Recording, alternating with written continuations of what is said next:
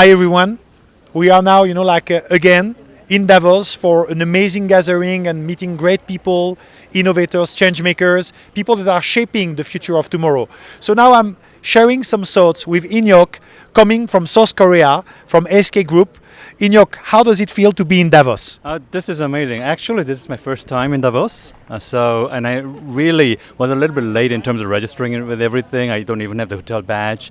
But I mean, like everything else, you have to depend on people. And after I let myself known to my networks here, everybody was so helpful. I mean, they invited me to events and then introduced me to friends, and then who introduced me friends again. And I tried to reciprocate again. I probably made introduction to at least 50 people that I knew, to other people that I met here. So this is, amazing. So, and by the way, the scenery and the air and all these energy is also great. So. Yeah, that's about feeling about what's the beauty of nature and environment, and that Switzerland is absolutely amazing in that regard. I love the raclette too. Yes, the raclette. Huh? Yeah. So we had the pleasure to travel several times in South Korea, and I had the pleasure to add some meetings in SK Group. SK is one of the leading innovative group in South Korea and probably in the world. So how do you see the potential of innovation to disrupt things for building something positive for humanity? Yes, I think that's a very good question. In fact, our chairman, Mr. Taewon Choi, have had this really strong push since about 5-6 years ago about social values. So he has actually almost single-handedly among all the great business leaders in Korea made this concept into actual practice. Nowadays, all the CEOs of our SK Group companies, which are about 75 companies, they are held to, for their performances, 50% of the KPI is about social values that they create, in addition to these financial values that they create, right? So we made this framework of innovation that basically pressures and asks our leaders to look at financial growth as well as social growth, social value-wise growth at the same time. So I think that's one of the biggest innovations that SK as a group has made in the recent years, and because that basically enables the hundreds of thousands of people within our group to basically work that way. So.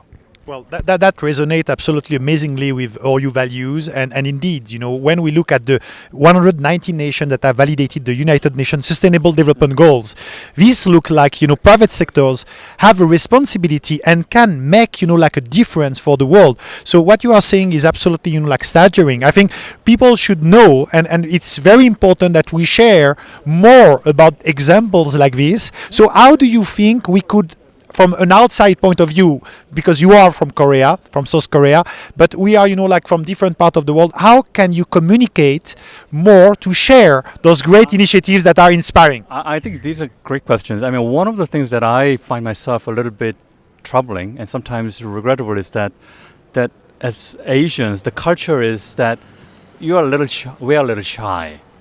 We don't really talk about things until we feel like it's absolutely perfect.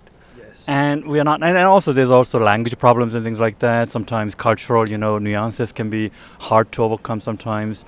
But the inside passion is there, the actual work is there. It's just a matter of, actually losing yourself a little bit, and really using people who may have had prior exposures to other cultures, for example, and use them as proxies and delegates to kind of spread the word and so on. So I'm hoping that more people from Korea and all these great business leaders will actually be here. I mean, I was a little bit surprised that, for example, when you look up Davos X, you don't find too many fellow Koreans here. So that's, I think, what I'm hopefully personally want to change from next year maybe. Well, and we look for that. Indeed, diversity is a chance, for learning from each other and building progress by, exemplarity and inspiration.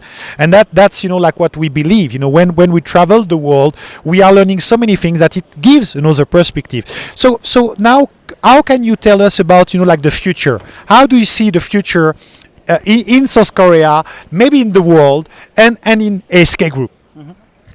One of the things is that South Korea has long been a country with so many contradictions.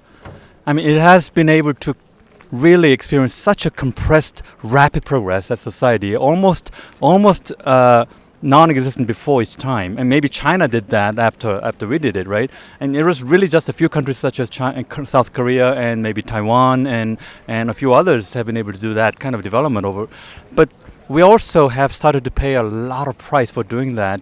This compression and the and right now, a lot of people, although we're still doing very well, there are a lot of people who are thinking that we have kind of lost the edge and lost the energy of the society to continue and really actually explore new ways, because now we are no longer a complete follower. In many areas, we have to become a contributor in terms of leadership.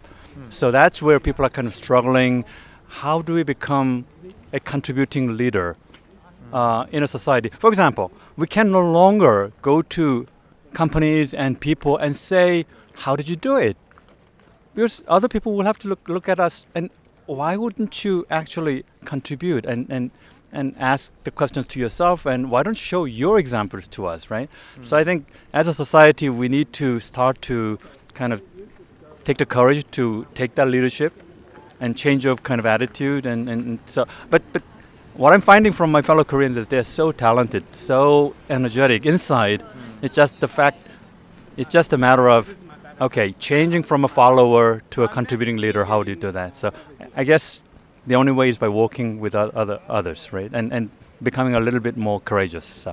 Well, I found this very insightful and inspiring as well, and full of humility, and that's like the principle and the basis of universality. So maybe now we are having developed things to connect people all over the world with Horyou, and we are speaking to an audience of more than 180 nations.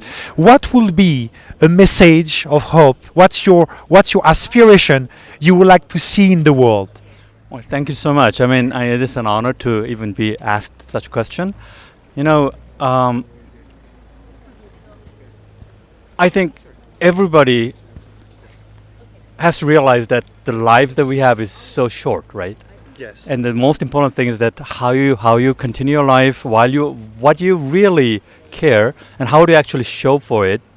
And also always think about the long term. I think as a species, we are not that good at preparing for the long-term future.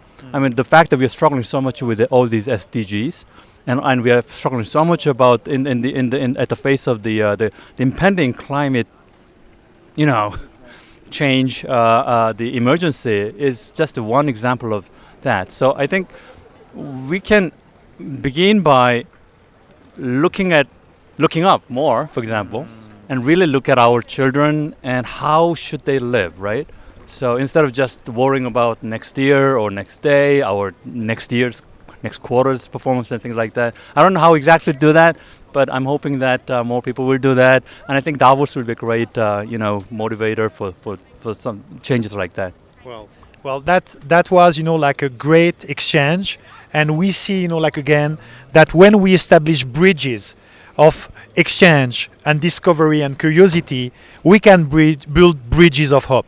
Thank you very much for the exchange. So Thank you very much. Thank you. All the best. Thank you.